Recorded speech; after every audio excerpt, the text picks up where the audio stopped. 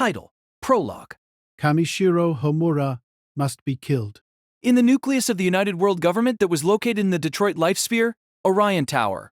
In the conference room that existed on the highest floor of that white spire that pierced the sky, one of the 5 people that surrounded the round table there spoke. The Soviet's Grand Supreme Ruler Grigorio Rasputin declared, The power that man possesses, it transcends the standard of power that any individual can be allowed to have. It is far too dangerous for us, the new rulers of the world, to leave this situation as it is. The rest of the world's leaders gathered around the table, listened intently. America's President, Joseph Franklin, Britain's Prime Minister, Letty Klein, the Chinese Republic Union's Secretary General, Wang Tailong, the Holy Path Church's Pope, Innocentius XV 17. They were the chief members of the United World Government that was started 5 years ago, and were called the 5 Great Leaders. We of the United States of America agree with the Soviets' opinion. The traitor, no, that abominable evil God-user, for some reason he suddenly started moving from the London life sphere, heading towards the Tokyo life sphere. Because of that, since last night we have fallen into chaos. Even with the Great Seal applied to him, that boy's individual power rivals the military might of an entire country. That boy taking a stroll is the same as a country sending their entire military on march. Each time that boy takes a step, we have to rewrite defense treaties and reposition the army. This situation is completely unacceptable. He's really like a walking nuclear bomb, huh? Even so, the MI6 is really pathetic. Even though these past 3 months the evil God-user ate, slept, and played right under your noses, you couldn't even manage to cut his head off while he slept. We, the Britons, are living and using our heads properly. Just so you know, we are different from China-san, who was impatient to attack, and rushed ahead without even consulting the other great leaders, and in the end, you had 2/3 of your army annihilated by the evil God-user. What did you say? Please calm down, both of you. If the 5 great leaders quarrel amongst ourselves. Don't act like an adult, you Yankee. This was all your fault anyway. 1 year ago, Kamishiro Homura was staying in the Washington life sphere. If you had dealt with him properly then, my army wouldn't have met a fate like... Enough. The voice was calm, yet possessed a heavy and profound presence that couldn't be denied. A single word from Innocentius, and the 3 sovereigns that were hurling abuse at each other swallowed their insults. Your Grace. It's just as Franklin said. When the 5 great leaders quarrel amongst ourselves, it produces 100 harms and not a single gain. We are not the rulers of opposing countries anymore. The framework of countries is a bygone relic. We are not an alliance. We are the world itself. Something like a lone brat moving from London to Tokyo is not something worth fretting about. Your Grace, it's exactly as you say. I'm not fretting at all here. Joseph lowered his head reverently, hearing the words of Innocentius, while Tyron too slumped back in his chair with a vexed expression still on his face. Judging that the place had calmed down, Innocentius opened his mouth once more. That man cannot possibly do something like replace us. The hearts of the populace remain in the grasp of the Holy Path Church. Besides, haven't we already succeeded in sealing his power? As long as the Great Seal is still in place, even that man cannot control the power of the evil god as skillfully as he did 5 years ago. There is a collar fixed on him. The most he can be now is a watchdog for us to use as we see fit. Yes, exactly right. Prime Minister Klein, is MI6 able to continue their surveillance? Grand Supreme Ruler Gregorio, who had only been observing since broaching the topic, broke his silence and asked Letty. Letty nodded with conviction. Of course. Right now, the evil God-user is on a regular flight between London and Japan. The plane's pilot and co-pilot, and even the passengers, have been replaced by MI6 personnel. There is not even the slightest chance that we will lose sight of it. The door of the conference room burst open, as if to blow away Letty's words. Prime Minister Klein! An urgent contact came from the agents observing the evil God-user. After the evil God-user received a call, in the middle of the flight it seemed that he suddenly... John... What did you say, Ray? He jumped out of the plane. The members of the round table fell silent. Don't tell me they lost him.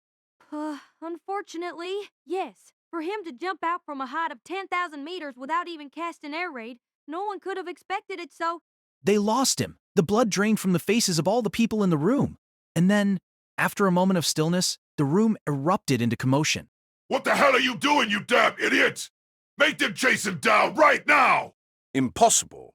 It's suicidal to jump out of a plane that is flying at high speed, even for magicians with air raid. They wouldn't stand a chance against the atmospheric current. That's right. There's no way regular people could do something so absurd. Just rearrange the surveillance structure. I'll contact the KGB. Mobilize all the military satellites. I'll need the CIA's cooperation. Oh, of course, Gregorio. It's inexcusable to lose sight of that boy for even a second. After all, Kamishiro Homura, Dash has the power to ruin the world. Title, Chapter 1. Demon King Typhon. 5 years ago, it was the name of the demon that crossed over the dimensional boundary and came attacking the Earth. The length of its body was 5 kilometers. It was a giant, multi-headed dragon with a size that rivaled a small island. During the time since humans began fighting demons approximately a century ago, this first observed Demon King-class demon had burned the Earth's surface to ash from one end to the other in only 10 days. This event was the calamity that was called Walpurgis Night. That calamity reduced the human population of the world till only 10% remained. The countries too were destroyed until there were only 10 countries remaining. But even while that much damage was inflicted, the human race wasn't ruined. The surviving people joined together and formed the United World Government. Universal government took the lead and concentrated on reviving urban areas all over the world and maintained the physisphere. By restoring the infrastructures, the human race had recovered civilization that wasn't different from before, albeit the scale had become smaller. This was accomplished only 5 years after the Walpurgis Night. The Tokyo life sphere that was formerly Tokyo City was also one of those. Right now in this place, around 70 million humans from a great variety of races gathered from all over the world to live their life close to each other.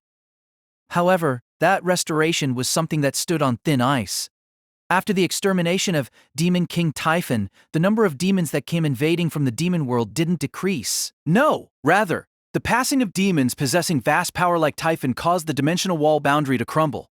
It can be said that the number of demons that came invading from the demon world to the human world increased. The interior of the philosophy was protected by a barrier so the demons couldn't directly come in. However, it was not strange for demons that appeared outside the life sphere to sometimes approach for an invasion. This was the current world situation. Today, just like other days, invaders passing through the dimension wall are instantly coming into this world. But there exists a fighting strength that didn't hesitate in taking on those demons, possessing terrifying power as opponents. Equipping the magic wand, sorcery armament arms, and magic shield, magic costume Magi's jacket that were created from the combination of science and sorcery, they were the human magicians that could manipulate sorcery similar to the demons.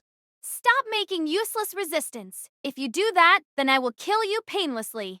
The Tokyo Life Sphere's Bay Coast area, the abandoned harbor warehouse. At the wharf where no sounds could be heard except the splashing sounds of the waves when it turned into night, there was the commanding voice of a girl ringing out. The owner of the voice stood on the wharf, a student magician in the gunner style whose body was wrapped in a Magi's jacket based on a cowgirl's outfit. While her blonde hair that released faint light like gold dust was fluttering from the sea breeze, the girl was taking a stance with her gunner style's arms that was a silver revolver. The Manding officer leader of New Tokyo Sorcery Academy's 101st Trainee Platoon, Hoshikawa Sumika. The girl right now was facing a single grotesque thing. That grotesque thing was something that was around 3 times bigger than Sumika, a giant with a human body that had a head of a pig, soldier class, demon, orc. This orc was the vanguard of the invaders from another dimension that the human race had continued to fight from 100 years ago. As a demon, it was not categorized as strong. It couldn't even use any particular sorcery. What it could do only amounted to swinging around the giant club that it held in its right hand.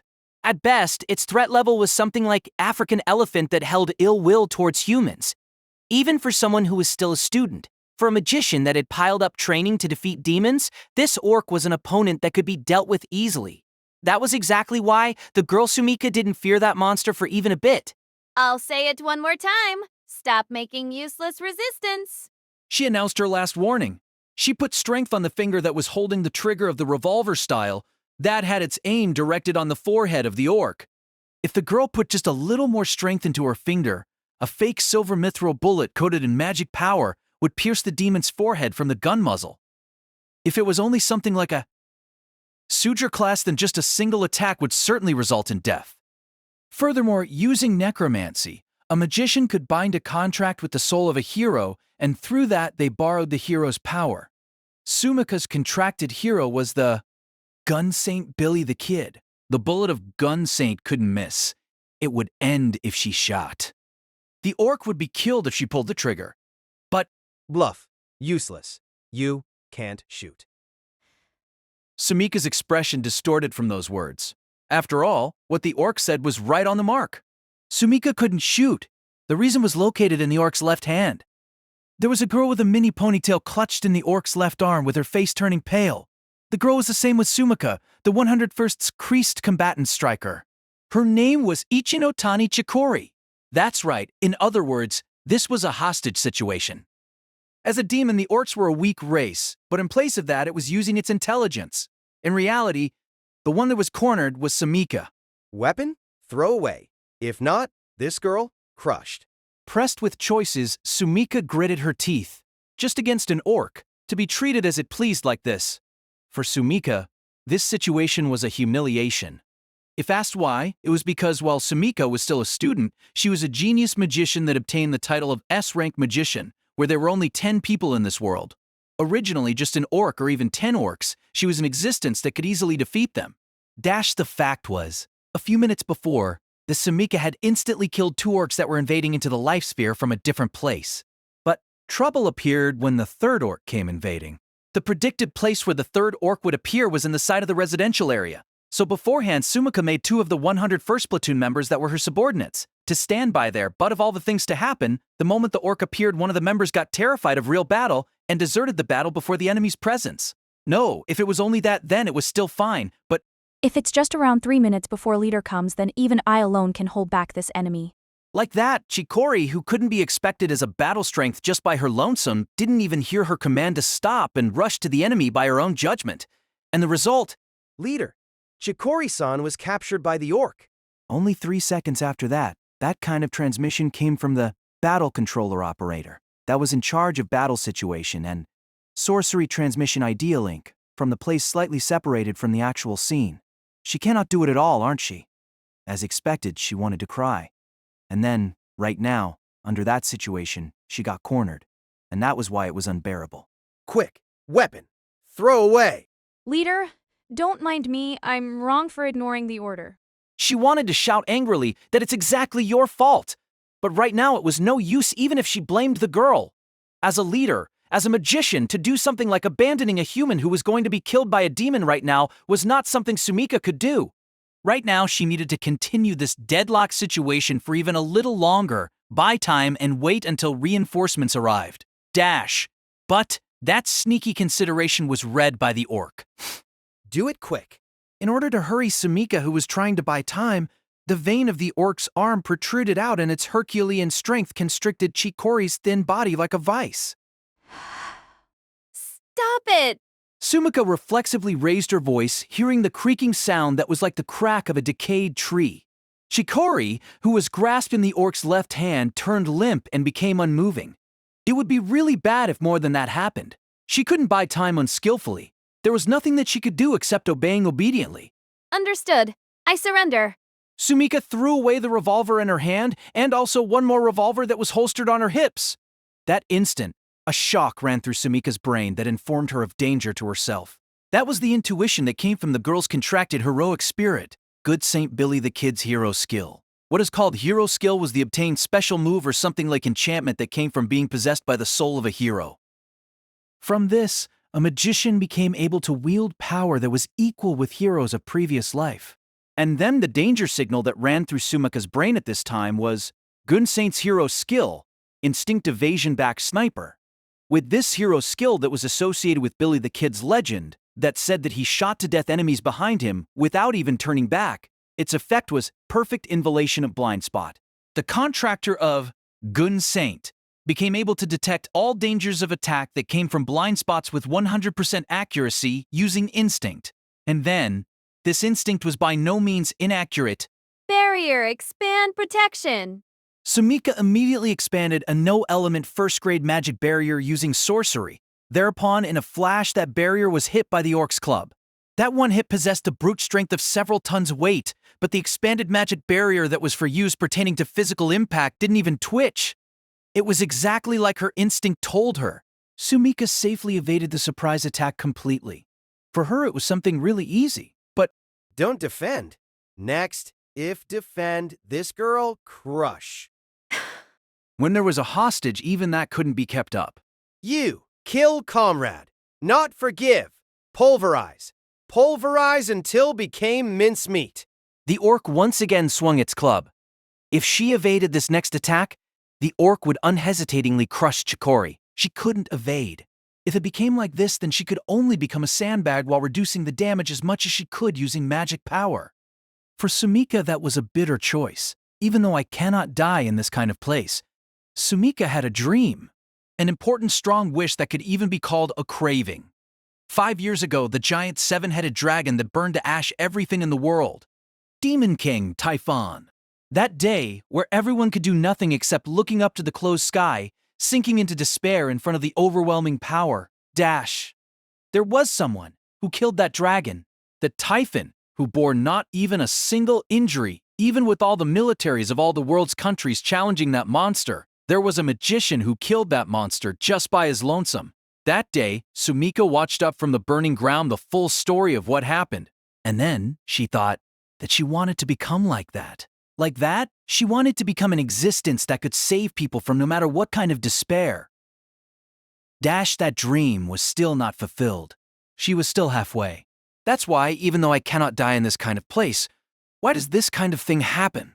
While gritting her teeth in frustration, Sumika wrapped her body in magic power, for the sake of softening the blow for even a little. She was waiting for reinforcements while receiving the orc's blow.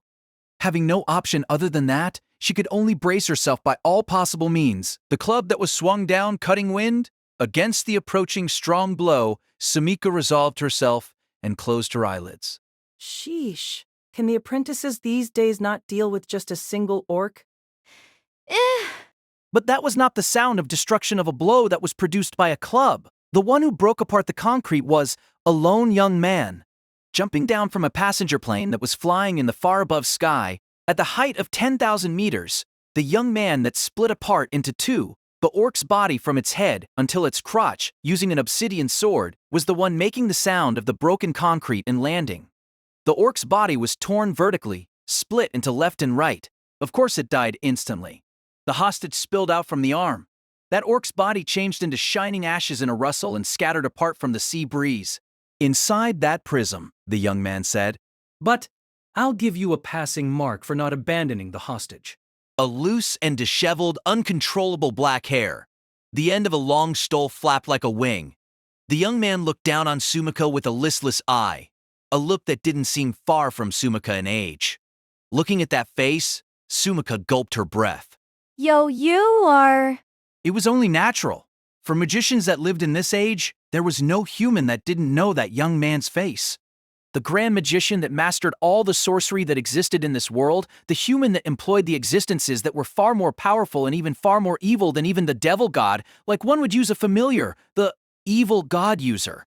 And then, on the Walpurgis night 5 years ago, possessing the overwhelming power that subdued even God, the hero of salvation that just alone subjugated Demon King Typhon, who burned 90% of the Earth's surface. Kamishiro! Homura! Yeah, that Homura-san. As for today, I got assigned to 101st Platoon. Well, take care of me, okay? Why did the hero that saved the world get assigned to a mere trainee student platoon? Even such an obvious question didn't cross the head of the current Sumika. Homura, who stood still inside the shining wind with his long stole flapping, that standing figure was powerful, beautiful, and that one moment Sumika even forgot all words and became entranced. It was as if time itself had come to a complete stop. And then, during the instant where everything stood still, Sumika obtained a single conviction somewhere inside her heart. This time, this moment, a tale was beginning. Let's rewind time back a little. The evil god user Kamishiro Homura was living in the slums of London life sphere until yesterday. A shabby, rundown apartment that had wind blowing in from the gaps. The place was really wretched for the residents of a hero savior. But there was a reason for that. He who alone exterminated Demon King Typhon, that even the gathering of the battle strength throughout the world couldn't even scratch, was ostracized by the United World Government due to that too extreme strength. Well, that could also be said as natural, establishing vested interests for themselves using all kinds of methods. A ruling structure for the sake of exploiting the people. If there was a human that existed that could possibly blow away all that they built right from its root, there was no way it would be something pleasant for them. It felt like a swelling above your eye. That was why the United World Government made use of all kinds of methods and tailored the into the patter. Dashimura could become that strong because he sold his soul to demons. Sooner or later, Homura would become the demon's pawn and bare his fangs at the human race. Such things were whispered to the people as if they were true. And then there was also the cooperation of the Pulipath Church that was ruling over the populace the most right now, making the propaganda a great success. The human race that survived the Volpurgis night feared the hero that saved them as a traitor, the messenger of demons. They rejected him from human society. His nationality was taken away from him. His power was taken away by Great Seal Aureole that was performed on him. All his rights as a human were stripped off. There was no way such a Homura could live in a proper place. But Homura didn't dislike that life as much as one would believe. In the first place, he didn't have any interest in social status, for his lifestyle of compacting as many demons as possible. 2. A position where he wasn't tied by the stupid rules of human society or country borders was convenient. Every day he passed his time however he pleased without worrying about anyone's eyes. Occasionally he hunted demons that threatened the life sphere and received bounty from the world government as his daily earnings. Due to Aureole that sealed his power, the United World Government publicized to the domestic and foreign that the traitor had been tamed as their dog. Homura himself was understanding of the existence of such a system, but for Homura it was only something trivial that only provoked a little sympathy from him. Thinking of honor is also pretty troublesome, huh? He freely killed demons as he pleased, and protected what he wanted to protect. He was not adhering to anything. It was a pleasant life that was quietly and comfortably free from worldly cares.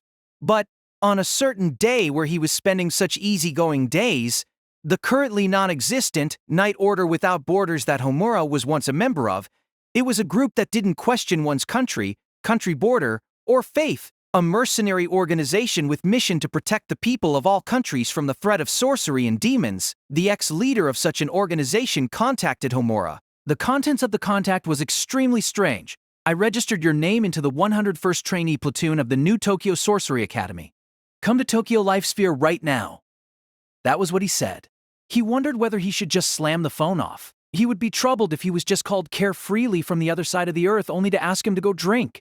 But what was truly annoying, that former superior of his, that was right now the board chairman of New Tokyo Sorcery Academy, Onjuji Kai, was not someone that would contact Homura without any reason.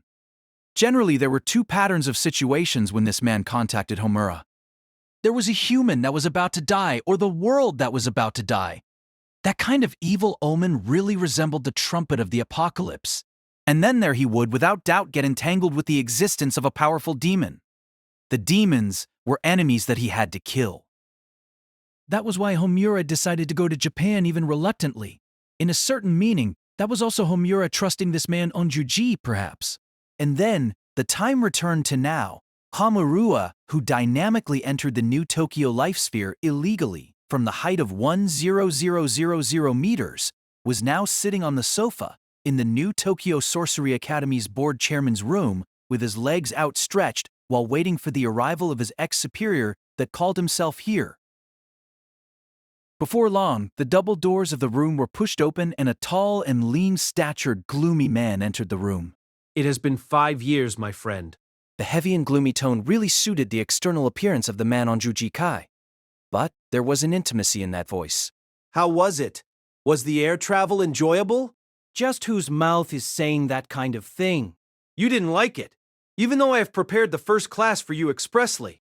Certainly the food was delicious. The seat was also so comfortable it couldn't compare with the bed of my ragged apartment. But do you think suddenly getting a call saying, my student is in danger, so help them, and made a jump down from 1,000 meters is something fun? Homura glared in protest, but Onjuji didn't seem like he would apologize. Regarding that, you really helped me. That Ichinotani girl was also completely healed by your healing sorcery. Let me say my thanks once more. Well, it's fine. After all, thanks to that, those gays from London also got shaken off me. Really, when those guys turn up, they are gonna chase my ass even until the inside of the plane. Scary country. Unfortunately, they are not shaken off yet. If it's those MI6 bunch, then there are also some in Japan. You serious? Coincidentally, CIA and KGB, the Inquisition agents of the Hopath Church. On top of that, the military satellites that float in the sky are also observing you. Of course, we Japan too. Just how much are you guys engrossed in me? It can't be helped. After all, you are a human that truly merited all that. Homura heaved a deep sigh in resignation. A human that merited all that. It was a fact that even Homura himself was self-aware. However, 5 years already. Thinking back again, since you were gone, the time had already passed that long. That child has grown really big now. Not having awareness of time is the proof of old age. Yeah. Your lack of love is just as usual. I didn't happen to have any love on hand for a geezer as my company. After saying that bluntly, Homura corrected his seating posture a little, and then he inquired Onjuji with a serious expression. The question was, of course, the reason why he was called here. What I want to request from you is just as I said. I want you to enroll into this academy and look after the 101st Platoon. The document of the members' details should have reached your place too. Stop the joke. Homura scornfully laughed from Onjuji's answer. Even I know just how risky it is politically to make contact with me. You are also not someone that is going to brave that kind of risk just for something like having me protect some trainee. Entering the 101st is just the front. The real reason is something else. Isn't that right? Actually, that's a correct assessment. But Onjuji slowly shook his head left and right in rejection towards Homura's hurrying. I can't say it right now. Why? So, you are just the go-between, and the one that called me is another person then? It's like that. Who is the person? I can't say it right now. Onjuji repeated the same sentence once more and lowered his eyes. Homura, who knew him from a long time ago, understood. It was impossible to drag out the circumstance from Onjuji with his attitude like this. I'll promise that. Then maybe I should waste my time strolling around for a while in the hometown that I hadn't seen for 5 years. Wait, that's going to become trouble. Trouble? You laughed at the front that I prepared, but I really wished for you to seriously train the 101st. I want you to do me the favor of looking after those girls for this 1 year until their graduation. But Homura amazedly shook his head hearing those words of Onjuji. That's a joke, ain't it? Just why I gotta look after some trainee this late. In a certain meaning, it was a natural reaction. Homura was a magician that possessed power to the degree of saving the world once. The person who pushed around the evil god and even mastered all the existing thousand sorcery, the dumb of thousand master Therian, for that kind of person to mingle with trainee magicians and did believe that was really something ridiculous. But Onjoji just threw a single sentence towards that unamused Homura. This is something that none other but you yourself said. Take responsibility. You said. Hearing those words, Homura's eyebrow moved a little. You have the duty to take responsibility and watch over the future. Am I wrong? You still remember an old story like that, huh? Even if memories grow dull, but a promise won't fade. You too should be the same. That's why even with the Night Order Without Borders dissolved, you still continue to fight alone like this. Homura reclined his body even deeper into the sofa and gave a long sigh. What a really old story. It was a happening far older than even Homura being bathed in the world's attention as the evil god user. It was a really old promise that even the person he made that promise to had gone already. But, just as Onjuji said, no matter how old it was, and even with the person he made that promise to gone already, that promise still existed inside Homura. That's why I've never gone to school or anything before, so I don't know what I gotta do, you know? I don't plan to tell you to be some kind of teacher. Just become support as one of the platoon members of the 101st. That's all. The platoon has difficulties communicating with the surroundings, and it didn't produce good results, so it is ridiculed as the Bangit platoon. But the girls of the 101st have a bright future. Someday they will become a support to this world for sure. Homura didn't show any signs of affirmation or denial hearing those words of Onjuji, but in regards to the responsibility that he shouldered, Homura gave his answer back properly. Got it already. It's also not bad to just laze around at the place where the light shines after a long time. I owe you. At that time, the door of the board chairman's room opened quietly.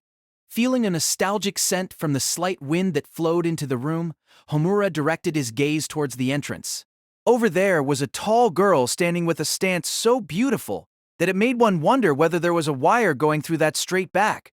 Captivating black hair that grew out until her hips. Her face that didn't hide her intelligence really suited her adult looks.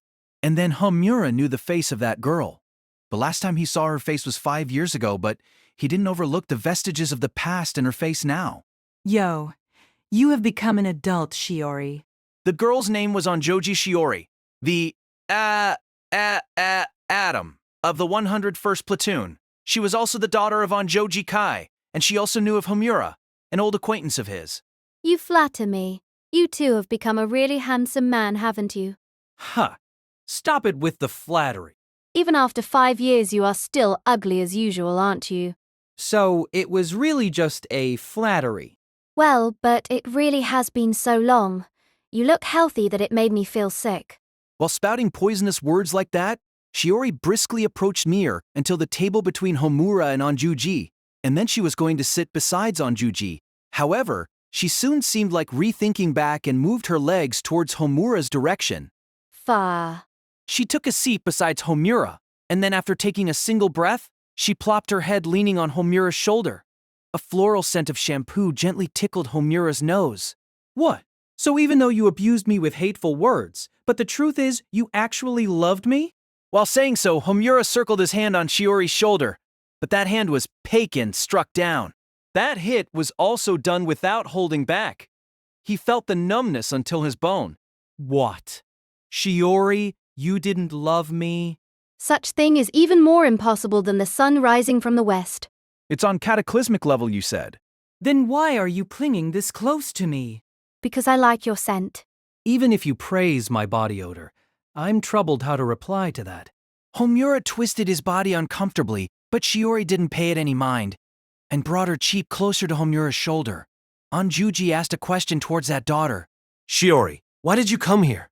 I should have told you to wait at the platoon room of the 101st. It can't be helped, don't you think? Leader and Nakajima-kun are quarreling in the platoon room so annoyingly. Homura picked out the name Nakajima from the 101st data that he had a read of before this. It was the name of the only male in 101st, the male that today abandoned Shikori alone and ran away. Well, as a leader, surely she is going to complain of something like that. Because of that one's action, Sumika almost died, so it was only natural to complain. There is also that but. It's also because Nakajima-kun suddenly said that he is going to get out from the platoon. He said that he already got the permission from Otu-san, but I wonder if that's true? Jeez, I get it. Homura replied, and stood up. He was not enthusiastic to stick out his neck into other people's quarrel, but it had been decided already that he was going to look after the 101st. It was looking for trouble, but Homura was not an obstinate person that was going to look for every single trivial reason just for an excuse not to do what he had decided to do already. Shiori, show me the way to the 101st's waiting room. You know the way, right? It can't be helped. When he asked her, Shiori stood up without even showing him any reluctant attitude, and then she exited the board chairman's room together with Homura. This way. Saying that, Shiori took Homura's arm as if embracing it. Are you a ghost that resides inside my hand or something? I like this hand, you know. After all, this is the first scent that I know that makes me feel safe. Oh, yeah? What? You don't like it? No, this makes us a picture of a handsome man and a beautiful girl couple. Ain't that great? Homura asked her something that weighed on his mind. Speaking of it, before I came here I took a look at the 101st's data, but you are rank D. It said, your results are also full of red marks all over the paper. You really are making light of this. Is there any reason that you don't want to get serious? The strength of a magician was assessed in 6 levels from S to E, but among those ranks, rank D was quite a poor student. One could agree even if a magician of that rank was entered into the Megich platoon. But Homura knew about Shiori's true power. The girl's power was not something to be sorted into a degree of rank D. That was why he was feeling doubtful. In response, Shiori gave a curt answer. I don't have any interest in going along with children playing soldier. Are you at the age that thinks getting worked up in a marathon and trying to win is uncool? Isn't it fine? Even if my results are bad, it's not like I troubled anyone. Besides, I did the minimum duty in my work as an operator that no one can be dissatisfied with. There is no reason for anyone to complain to me. What a girl that is not cute at all. I'm happy to hear that from you. In the past, she was a girl that was a little bit easier to understand, though. She is really rebellious now, Homura heaved a deep sigh inside his mind. Against that, Homura? Now that you mentioned it, I too have one thing that I want to ask you. This time, the question came from Shiori. Hey, Homura, why did you come to Japan after all this time? No idea. Ask your father, and then after that teach me why. So you really returned here without knowing anything. Otu-san being your superior is already something from a long time ago, right? Even though the Night Order Without Borders has already been dissolved a long time ago, why are you still following his orders? Are you gay? Absolutely not. That's because he is a man that can be trusted in a bad meaning. Ain't like I can even ignore him. Rather, why are you that concerned? This doesn't have any relation to Shiori, right? Yes, that's right. It's just makes me concerned. Just then, Shiori, lightly pushed Homura's arm and separated their body. And then, with blaming eyes, she burned a clear fire of hatred and said, A good-for-nothing that threw away his various promises and ran away. Just what is he doing returning back here after all this time? That's mighty harsh how you say it. Homura shrugged his shoulders from Shiori's hostile gaze. Well, it's only obvious that she is angry. 5 years ago, he got out from Japan without saying anything to Shiori. That was a conclusion Homura reached from thinking about Shiori in his own way. But Shiori being angry like this was also only natural. Because Homura also thought so, he couldn't even give an excuse or gloss over the matter in regards to the girl's blaming gaze. Thereupon, as if Shiori had no interest in Homura that was like that, she returned her gaze to the front and resumed leading the way. Their arms were already separated. Now Shiori was walking briskly with a fast pace. After a while, Your whining is annoying. It's my own business, no matter which platoon I want to move to. What's with your attitude? from the other side of the path corner, the angry voices of a male and female could be heard. There was no mistake. At the other side was the platoon room of the 101st. Hey, it's annoying, right? Well, certainly. It makes me want to just get away too. I don't want to enter inside that anymore. So I'm going back first to the dormitory. Right. Thanks for the guide. Shiori lightly waved her hand after telling him her farewell, and Homura advanced towards the corner alone. Passing through the corner, there was a door there attached with a plate numbering 101. The quarreling voices reverberated out from inside the door. I'm already free from this platoon. With that sentence as the beginning, the confrontation between Sumika and Nakajima was not something peaceful from the start, but finally after getting this far, a dangerous air as if they would be going at each other soon began to drift off. Unable to bear it, Ichinotani Chikori, who at first remained a spectator, stepped forward in between the two. Leader and also Nakajima-kun, let's calm down a little. Okay? There is no way I can calm down. I and also Chikori-san, if we weren't saved by that person, we might have really died back there. That was why Chikori's attempt was futile. Sumika had already been completely fired up. While her golden hair stood on end from rage, Sumika pushed back Chikori and drew closer to Nakajima. Nakajima-san, are you thinking about just how much danger we encountered because you ran away on your own? Although it ended well because of Homura-san's assistance, but if Homura-san didn't come, just what was going to happen to us? Yet despite so, you didn't even apologize and in addition, even quit the platoon. Isn't there a limit to just how rude one can be? I don't care. You two almost died only because both of you are greenhorns. Don't make it my fault. But Nakajima was also similarly fired up. He yelled angrily with a voice so loud that spit flew at Sumika's face. Are you planning to shift the blame? In the first place, it's fine even if we ignored the scramble. If we did that, the National Defense Magicians would take care of it, yet you, Hoshikawa, accepted the mission on your own, so everything is your fault. The trainee platoon is also a member of National Defense Magician. We have a responsibility to respond to the scramble. Heh, you're acting like a good kid as usual, aren't you? As expected from the S-rank magician Sama. But ignoring the scramble is done by all trainee platoons. Everyone cuts corners in this. After all, by raising achievements and repelling demons, you will only pointlessly stand out and just get placed on the front line in the future. Not taking the scramble is just obvious. What? Are you seriously saying that?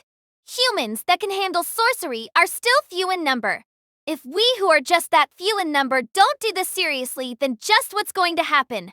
What's going to happen if we cannot protect everyone? Like I care. Besides, why do I have to bet my life for other people's sake? Just because I happen to be able to handle magic power and got conscripted.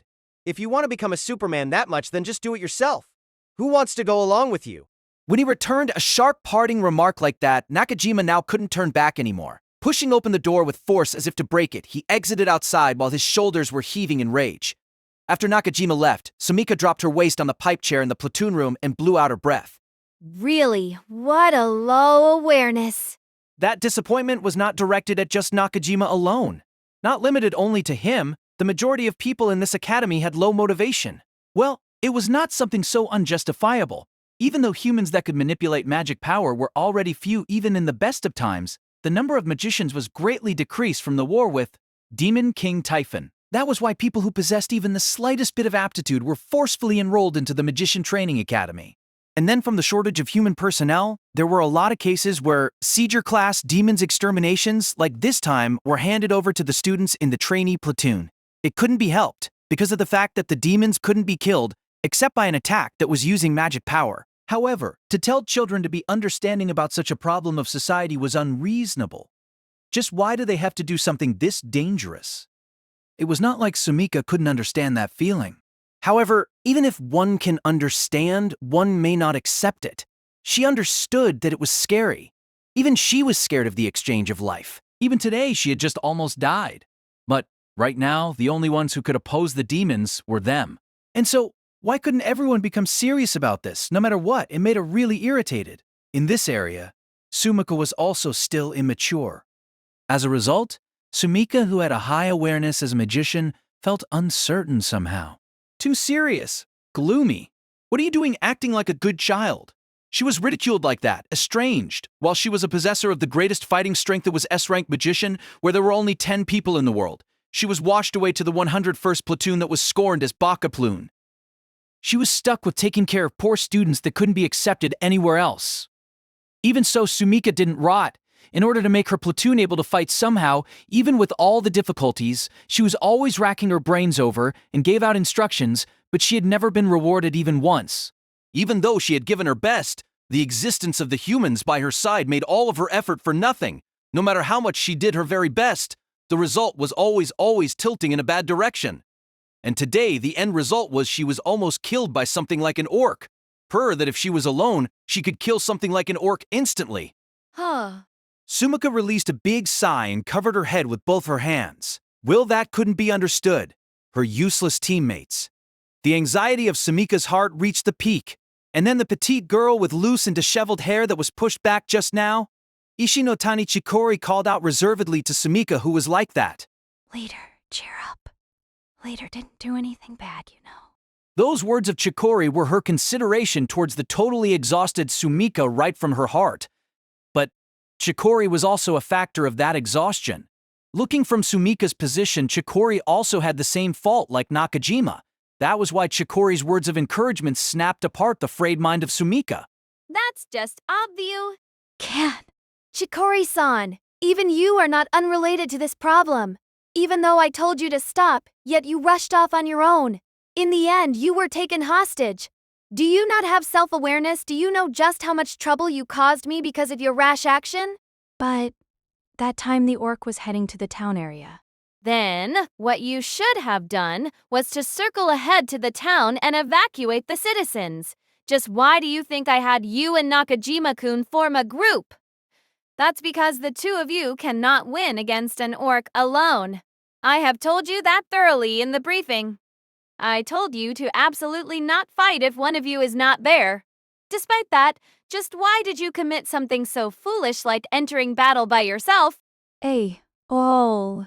Being pierced through by eyes that were carrying burning rage, Chikori's face paled and her expression was going to cry. However, Sumika didn't stop. Chikori's words from before made her lose all self-control of her emotion. All the various resentment that had been piling up since she enrolled into New Tokyo Sorcery Academy turned into an overflowing muddy stream that even Sumika herself couldn't control. Even though I've been thinking very hard for strategies that could be accomplished even with little magic power, just why can't you move exactly like I said? Chikori-san and Nakajima-kun too, and also Shiori-san that always just do the bare minimum of her work, even though she is actually an excellent magician. Everyone is always doing just whatever they please. You all cannot be useful satisfactorily, so at least please just listen to what I said. Instantly, Sumika thought, now I've done it. That was what her expression looked like. Just now, she had said really too much. Looking at Chikori's expression that had been completely stabbed by her words made Sumika aware of that. Even though I'm the one that knows best just how much Chikori-san has worked hard. Chikori-san, just now is...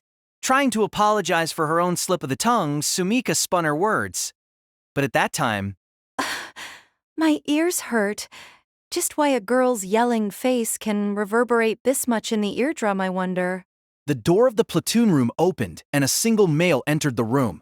It was the one who saved the life of Sumika and Chikori just before, the evil god user Kamishiro Homura. I really done it, huh? In front of the two who was wearing their my jacket in uniform shape standby mode, Homura was making a bitter expression inside his heart. What he regretted was the him who took upon himself to cut in at the timing that stopped Sumika's apologize. Even though the matter will be settled for the time being if I just let her apologize. Just why did you come out, me? His intervention was done mostly unconsciously. Homura was straining his ear and listening attentively at the conversation from outside.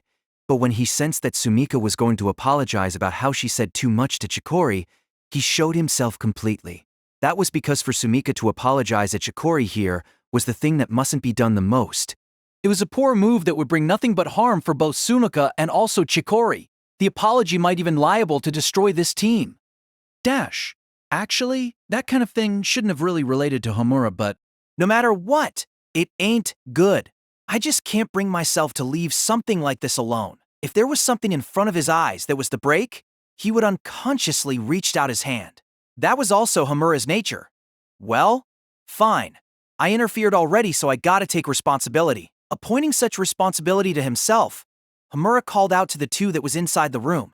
Both of you two look comparatively energetic for someone that almost died, huh? That's a relief. How, Homura-san? When she knew that the man who entered the room was Homura, Sumika's expression that was dyed with anger until now turned brilliant. The girl happily rushed toward Homura and bowed her head deeply. You are Kamishiro Homura-san, aren't you? Truly, thank you very much for helping us from the danger before this. As the representative of 101st, I express you our gratitude. You really give an extremely courteous greeting, huh? Even toward the evil god user that is even called the traitor. Evil god or whatever, what mistake there is in using a power that you can use in order to protect? Even if the power that you use is even more evil than the devil itself, you are a hero who stand in the dangerous foremost line more than anyone and save lives more numerous than anyone, not an evil existence. It was the duty of those with power to protect those without power. For Sumika, who remonstrated herself like that, Homura, who exterminated the demon King Typhon, was an existence she aspired for. That was why the girl didn't care at all about the label that the influential people stuck to Homura. She stared straight at Homura and sent him a gaze of respect and gratitude. Excuse me. Please let me say my thanks too. To save me from the danger and for even going as far as healing my injury, really. Thank you very much. Continuing after Sumika, Ichinotani Chikori was also lowering her head to Homura while her little ponytail shook. He couldn't feel respect as much as Sumika from the girl's voice and gaze, but it was obvious that there was no fear in those. Looking at that situation, Homura finally comprehended. Certainly it was just like Onjuji said, the sense of these two as magician was not bad. While it was only natural for Sumika, who was already an S-rank magician, this Ichinotani Chikori was also a girl who was able to believe the thing that she had seen herself. not carried away by rumor, believing on what she had seen herself, believing on the knowledge that she had obtained. In a certain meaning, it was even the most important resource for a magician. Just from that exchange, Homura had managed to take in these two's aptitude. Well, it's all fine. It's not even too much trouble for me. Besides, I said it right. I got a little reason that I got entered into 101st. In other words, from now on, we are comrade. Helping a useless leader that has no ability at all save yelling around is also the duty of a comrade. That voice tone suddenly turned into something cold. It was words that suddenly struck and stabbed Sumika. Sumika's expression froze from those words. I am useless. Cold scorn from the person she was harboring aspiration to. But Homura, left alone the dumbfounded Sumika. Ishinotani Chikori, right? You too have it hard, huh? Getting used by this greenhorn and almost died. You have my sympathy. Really, it's great that your wound was not something big, but you can be relieved. From tomorrow, I'll be the leader of 101st.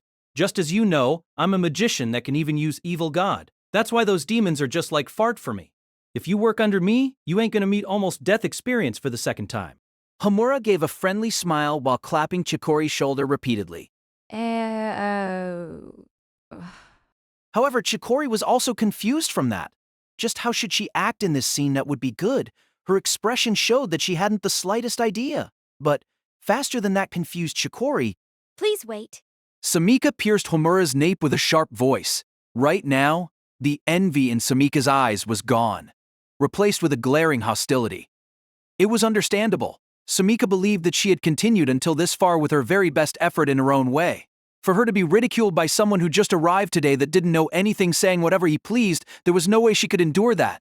That didn't know anything saying whatever he pleased, there was no way she could endure that.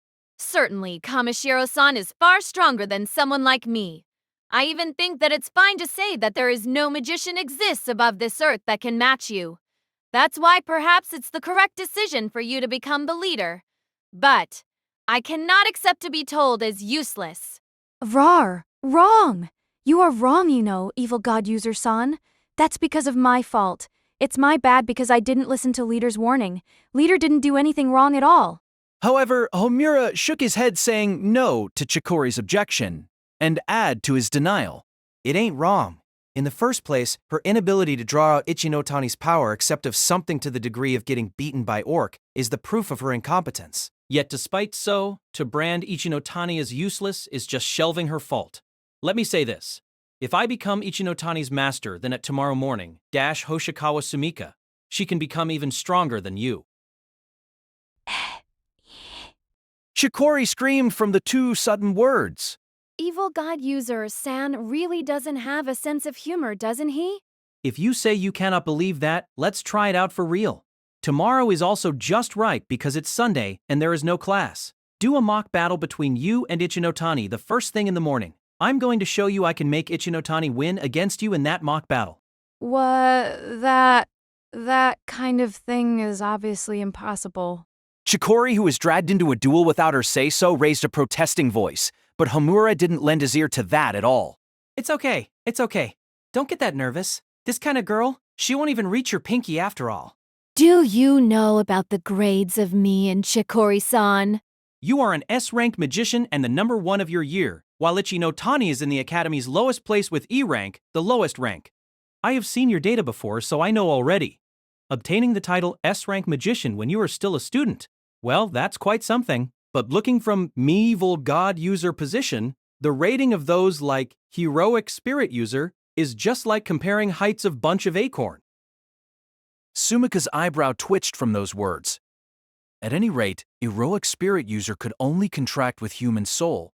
In contrast, this man exchanged contract with God itself. The scale of strength was different. But even so, Sumika until now had continued to struggle to death doing her best, until now in order to distinguish herself from among those acorns. She strived in her study of sorcery, sacrificing her youth. She exposed her life to danger and overcame battles against demon. In the end of all that, what she obtained in her hand was her own power, the title as S-rank magician. For that, to be told that it was only something to the degree that could be overtaken by the Academy's weakest Chikori in just one night, it was not something that could be endured. That was why... Fine then. That match, I'll accept it. Leader. With eyes that conceived a strong anger, Sumika accepted the fight that Homura brought to her. The match will be tomorrow morning. Can you get Chikori-san to become stronger than even me until then? It's a piece of cake. But if Chikori-san lost to me, please withdraw your calling me as incompetent. Of course. I'll also bow my head. Not just that. I'll also entrust being the leader to you for a long time, and I'm going to become a loyal underling for you that follow your order no matter what it is. That's extremely generous, isn't it? After all, there ain't no way I'm gonna lose.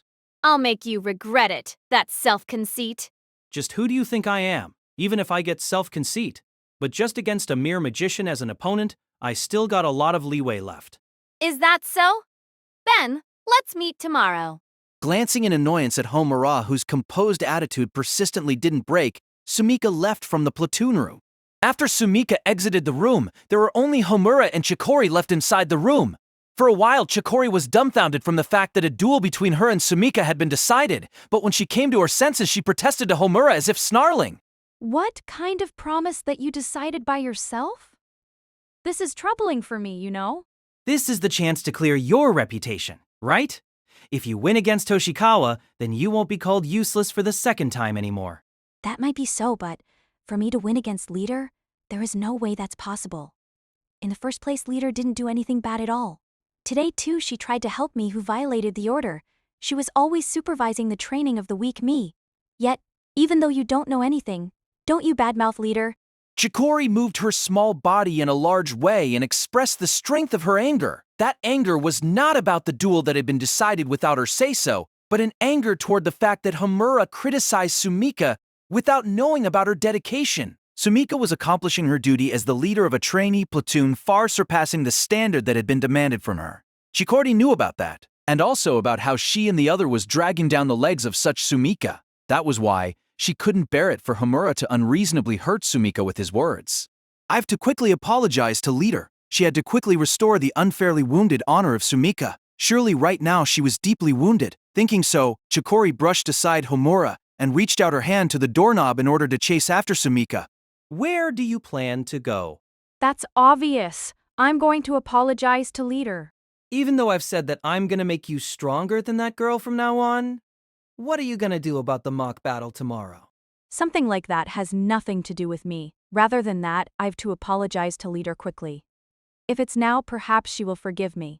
After apologizing and getting forgiven, you are going to keep being a hindrance to her for your whole life? Tab. Instantly, from Homura's words that was quiet as if being whispered yet possessing a sharpness that pierced her heart from the back, Chikori's whole body froze. Just what are you getting surprised from? You apologize. Hoshikawa forgives you. I become the bad guy. With that, everything is buried. That's the gist of it, right? That's what are you going to do right now? That is... It's just the idea of putting on hold everything by leaving behind the real problem and preserves the surface of your human relationship. Not just you, Ichinotani, that girl Hoshikawa too. Before I came out, that girl was trying to apologize to you for saying too much. But that was the wrong action. No matter how much you try to maintain the surface of your relationship, the left behind, pestering wound will surely coming to a head someday. And that's also going to happen in a scene that's even more fatal than today. That's why I cut in there. Correct. Even Homura understood perfectly that Sumika didn't have any wrong. No, rather, he evaluated Sumika as an excellent magician that was too much for the level of a student, a competent leader. But there was only one thing that Sumika fatally mistaken as the way to resolve this problem. That was exactly why Homura created this situation where he made Sumika to duel Chikori without apologizing. There was only one way to resolve the problem of these two. There was no other way than for Chikori to become strong. Therefore, Homura asked Chikori, Ichinotani, do you think you are fine staying like you are now? Against that question, the shoulder of Chikori, who was grasping the doorknob, shook. That's just who in the world can think that it's okay to stay like this? That's... It's obvious that even me think it's not okay. The answering voice was filled with painful emotion.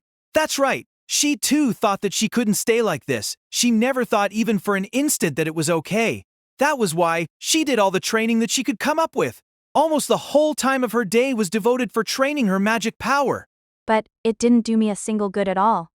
Even though everyone else rapidly gets stronger doing the same training, just me rather than getting stronger, I rapidly getting weaker instead. When she first enrolled into New Tokyo Sorcery Academy, she wasn't like this. But about 3 months after enrolling, suddenly her magic power became unable to grow. No, it was not just that. No matter how desperate the effort that she did, even when she piled up effective training that Sumika thought really hard for her sake, day by day Chikori became unable to knead her magic power well, and right now she had completely weakened until she became unable to even mostly use her contracted heroic skill. Just why did this happen? The answer that came out from the instructor she consulted with was, this was the limit of her capacity as magician. That was why the instructor said that she couldn't hope for more than this. Then it can't be helped. she didn't think that it was fine for her to stay like this, but if she was told that she couldn't hope for more than this, Isn't there nothing I can do, except doing my hardest at what I can do right now? that was why Chikori did just that until now. She trained for dozens of times longer than other people, trying to at the very least slow down the declining of her magic power, like that she did the only thing she could do until now. That was why, being asked, is it fine to stay like this late just made her irritated. There is nothing else to be said more than this. Saying that this time for sure Chikori was going to get out of the room. But It's a mistake that this is the limit of your talent. What happened to you, is just a sickness. the girl's leg stopped from the unforeseen word. He noticed when he healed her wound the truth that was happening in her body. It's a rare illness that there is still even less than 10 people in the world that ever got it. It's called Appleseed ASN syndrome, an illness that occur only in magician. From the medical examination I did when I healed you before, there is no mistake about this. Sick? Ness? Yeah, the magician that is afflicted with this illness has their magic power conduit vein that create magic power and circulate it to the whole body, degenerating really fast. Just in a few months, the ill person will completely become unable to use sorcery and become a normal human. That's why no matter how hard the current you work hard, it's obvious that all of that is pointless. After all, even the new magic power conduit vein, created from the magic power training that you piled up, is degenerating from the start right when it was created. Boo, but the teacher didn't say even a single word about illness. That's because that guy is just ignorance. And then, I can heal your illness. Yeah. Appleseed syndrome is an illness that degenerate your magic power conduit vein and block them. That's why it's going to be fine if magic power is poured from outside and the veins are forcibly opened. Although doing something like pushing open other people's conduit vein with your own magic power is something like sticking through a sharply pointed wire through a brittle blood vessel. Even though the way to cure it is understood, it's not something possibly doable in practice. But if it's me, then it's doable. Is that true? Of course. After all, though the image of evil god user tend to sound wild, but in practice that title meant a sorcery expert in the level that can control freely, even to God. In this world, there was no sorcery existed that Homura didn't know. Sorcery that he couldn't perform also didn't exist at all, whether it was offense or even in defense, or even in healing, because Homura was perfect in everything, that he was able to employ even God. And then Appleseed is similar like an epidemic paratitis? Someone who has overcame it once won't get it anymore for the second time. That's why if you receive my teaching and duel against Hoshikawa tomorrow, that's the proof that you are completely healed. Based on that, I'm going to ask one more time. Are you fine staying weak? Homura's question that was repeated once more. Chikori couldn't return any word to that. She grew quiet and hung her head down. The girl was lost. Was Homura's words the truth? Was it fine for her to believe him? Thereupon, Homura created an escape path for such Chikori. Well, I'm not gonna force you. If right now you want to chase Hoshikawa and get back to being friend like before, then that's okay. Not like I'm gonna blame you. In the first place, since I entered 101st already, there is not going any dead that will come out just from taking 1 or 2 extra baggage. It was fine even if she stayed weak. Homura said that he would allow the weak Chikori. Saying honestly, this was also words that came out from Homura's true feeling. Until now, people who met sorrow or died because they were blessed with talent in sorcery, Homura had seen a lot of them. It was better to not have any talent in sorcery. That was Homura's conclusion in regard of sorcery. That was why he was not forcing her. He also wouldn't hurry her. Until the end, it was Chikori herself that chose. Saying those words from his mouth as the last, he now waited for Chikori's reply. And then, after a little long silence, Chikori opened her mouth. Leader is really kind. Since the second year, she tried her hardest to make strong this me that couldn't do well any sorcery at all. Everyone abandoned me and treated me like unneeded child, yet among them only Leader believed in me. I can continue being a magician until today is thanks to Leader, that's why. Leader is a really important friend for me. That's why Leader is a really important friend for me. Is that so? However, exactly because of that, I don't want to become Sumika-chan's friend. I want to become her comrade in arms. Chikori closed hard the door that she opened in order to chase after Sumika. That was Chikori's answer. Just now, when Homura proposed to her, an escape path that it was fine even if she was not healed, a future flashed inside Chikori's mind. Besides Homura and Sumika, who betted their life fighting demon, not doing anything, looking up from afar at a safe place at those two, the figure of herself. But something like that? I don't want it. She liked being useful to someone since a long time ago. She liked seeing someone's happy face. That was why Chikori had always admired Hero, that protected those smiling face. She came to this new Tokyo Sorcery Academy trying to become that kind of hero. Perhaps her illness would be cured. That hope resurrected the passion of that time inside Chikori's heart. That's right. If she didn't do anything staying like this, she would not be a magician any longer, sooner or later anyway. She would leave this academy, with her important friend that believed in her, continued to believe in her, until now stayed disappointed in her. That was completely running away. Then, if there was hope, even if just a little, she was going to bet on it. For the sake of Sumika, who accompanied someone like her until now. And then, above all, for the sake of her own dream. Evil God user son, please make me strong. There was no more color of hesitation in Chikori's eyes. Then, asking repeatedly more than this was just boorish. It was something that Homura also understood. Just leave it to me. Therefore, Homura gave his firm promise toward the girl's resolve, that he would grant the girl's wish, and then for that sake, he slowly approached Chikori and grabbed the delicate shoulders of the girl. Her body stiffened from the sudden happening. Chikori tried to take a few steps back from Homura, but Homura was. It's okay. Believe me. Gently, Homura stared at the girl's eyes and whispered. Chikori was agitated from the distance that suddenly became close. Her eyes anxiously shook us. Yes. The strength of her body immediately relaxed. The eyes of Homura that stared at her. Affection was overflowing from there, to the degree that it surprised her if human could really be this earnest and sincere toward other people. That was exactly why it was something that was worthy to believe. Chikori closed her eyes and entrusted her body to Homura, even while her cheeks reddened. Good kid. Homura whispered that to Chikori, who entrusted her body to him and stroked her cheek with the hand that was on her shoulder. And then, keeping like that, he lifted the front hair on her forehead and kissed the forehead like a gentle touch. At the same time, from his lips through her skin, his magic power flowed into the conduit vein of Chikori. Instantly, sky-colored magic power overflowed from Chikori's whole body. Chapter 2. The last day of Walpurgis Night, where everything above the earth was wrapped in flames. Sumika was alone, standing on a pier that stuck out to the sea, and then she looked straight ahead, calmly flying through the burned sky, acting as if it owned the place, the seven-headed giant dragon that came from the other side of the horizon, the figure of Daemon King Typhon. What are you doing in this kind of place? At that time, a voice suddenly came from behind. When Sumika turned back towards the voice, a young boy around the same age as her was standing there. Just a passerby. A young boy that answered curtly. The first impression that Sumika got from that boy was a corpse. Exhausted, pale blue face, his clothes were torn into rags, wounds were everywhere on his body. It was mysterious how he was still alive from all of those. But the boy didn't pay attention at all towards his own state and continued his words. There was also a notification to head to the shelter, right? That Japan mainland is abandoned. The Allied forces and the Night Order 2 had already escaped. If you don't hurry with them, you're gonna be left behind. Hearing those words, Sumika shook her head left and right. If you are going to escape, then please escape alone. I'm not running away. Not running, you say then? What are you gonna do? That was obvious. Ha! You! Just alone? Sumika returned an astonished voice to the surprised boy. Do you see anyone else here?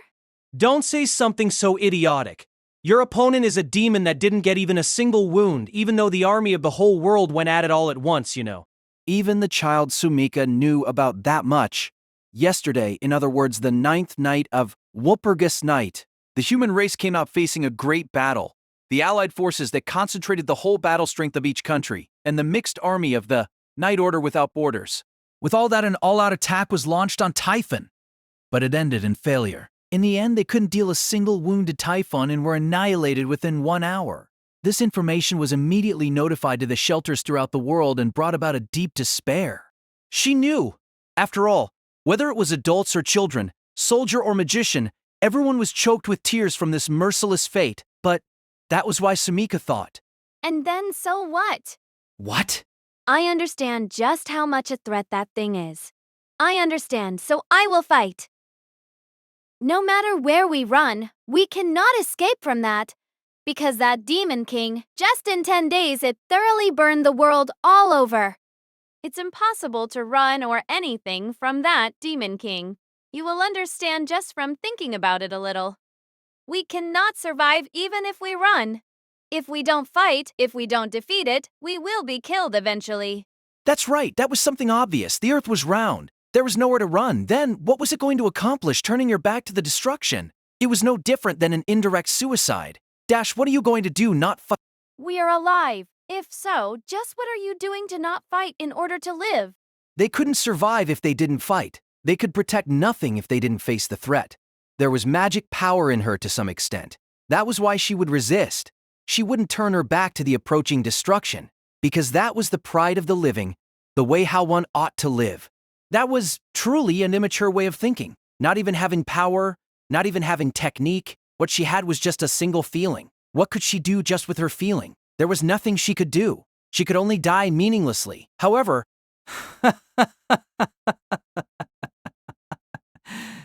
listening to those laughable words of a foolish child, that boy raised his voice and laughed. He laughed truly, happily. There were even tears gathering at the corners of his eyes. What is it? Just what in the world was he being that happy for? When Sumika asked that in wonder, the boy wiped his tears with the back of his hand before answering. No, it's nothing. It's just, I'm happy that among the people those guys protected, and then among the people that I decided I'm going to protect, there is a fine woman like you. It was an answer that Sumika couldn't comprehend. And then the next moment, black darkness was blowing out from the boy's body. It flickered like a flame, painting out the world. Sumika, who was hailed since she was little as a prodigy in sorcery, immediately understood just what it was. This was pure magic power. It was excessively strong, excessively thick, therefore it lost its brightness. It was the light of the boy's magic power that painted out the world. A power to this degree, even an S-rank magician didn't have it. You, who in the world? What are you? She asked the boy in front of her eyes with a shocked expression. But the boy didn't answer that. You are correct. This world is gonna survive whatever the circumstances may be. He made a little smile and flew. Not even using air aid, his flesh and blood body gently floated in the air, just like that. That's why, look at that in order to live. I'm going to protect you all. Saying that, he made his challenge, just by his lonesome, against the Demon King that burned the world to ash. Hoshikawa Sumika stopped the shower that washed her body. She opened her eyelids slowly and returned from her deep reminiscence. Even now, the memory of that day is still really clear. It was burned at the back of her eyelids. After that, the boy Kamishiro Homura realized exactly the words that he had left behind to Sumika. He showed how he protected the world just by himself. Sumika was the closest person who saw everything of that battle. From beginning to end, she didn't miss a single thing. And then, she felt a yearning towards that figure who personified her ideal, that way of living. However, for that reason, helping a useless leader that has no ability at all save yelling around is also the duty of a comrade. Those words pierced her heart deeply, sharply. Because she idolized that person, because she had done her best desperately, wanting to be like that person, for her everything to be denied by that person, Homoria, right from the front was really frustrating that she couldn't help it, and then because of that, Sumika's heart was roused up. She had to make him look at her. Yesterday the atmosphere suddenly turned dangerous, so she was unable to ask whether Homura remembered her. That was why she didn't know whether Homura remembered her or not. But such a thing didn't matter anymore. It was trivial. Whether he remembered her or not, his recognition of her had to be corrected before her feeling could settle down. Oh, absolutely. When? The enrollment of evil god user Kamishiro Homura had become well known to all the students the morning of the next day. Incomprehensible? Why did that traitor become a student? Just what is the board chairman thinking? Even though we already got the short straw just because we can use sorcery, will we get killed if we irritate his feelings even just for a little? Scary. No way. I want to run. Everywhere in the academy, the pale students raised their voices as if screaming. It was not unreasonable. The other party was the unknown evil god user, a man that could blow away their life even easier than blowing away a candlelight if he felt like it. That kind of threat was moving around freely right beside them. It was like being in the same cage as a lion. They shuddered in fear. It was only a normal reaction. People like Sumika and Chikori that could perceive Homura's existence with a positive feeling were the abnormal ones.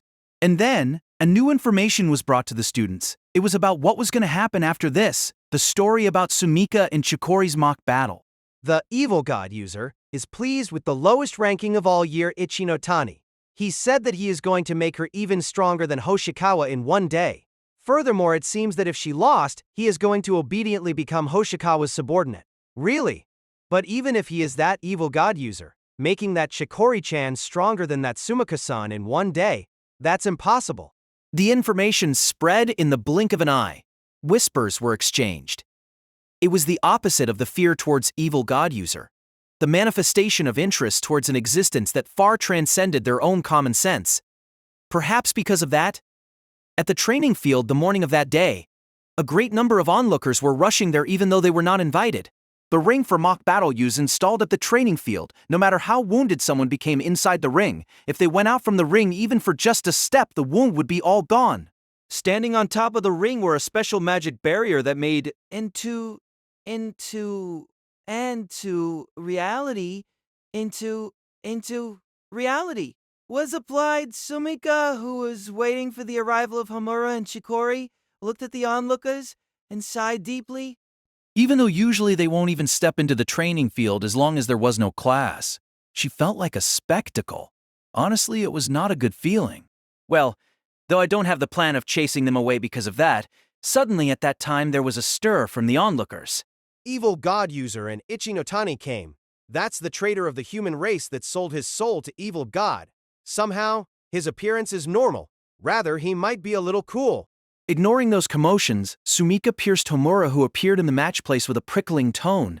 So you came without running away? There ain't any reason to run away after all. Then, as promised, were you able to make Chikori-san stronger than me in one night? That's going to be proved after this, right? Saying that, Homura lightly clapped Chikori's back and pushed out the girl to the front. Towards Chikori, Sumika asked a question. Chikori-san, now that I think back, I still haven't asked Chikori-san's feelings about this. Does Chikori-san intend to fight me, just like this man said? This was a trouble that was started from the quarrel between Homura and Sumika. Chikori was just dragged into it. That was why before the fight, Sumika had to confirm this. Sumika asked from that way of thinking. On the other hand, Chikori was... At first, I didn't intend to do this. I don't want to fight or anything, because Leader has always been my ally all along. You are my important friend. However... Without even being told by Homura, Chikori sent a challenging gaze to Sumika. Because you are an important friend like that, I want you to know my power right now. That's why we are fighting. Chikori showed her own will. Is that so? If you say that you came here with your own will, I will not hesitate to. In order to respond, Sumika put her hand at the tie of her uniform and pulled it down. It was the switch.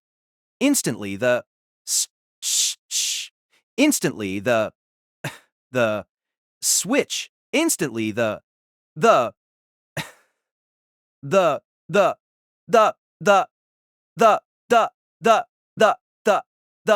At the other side, Chikori also put her finger on her tie in response, and she too changed her clothes into Vegas mode.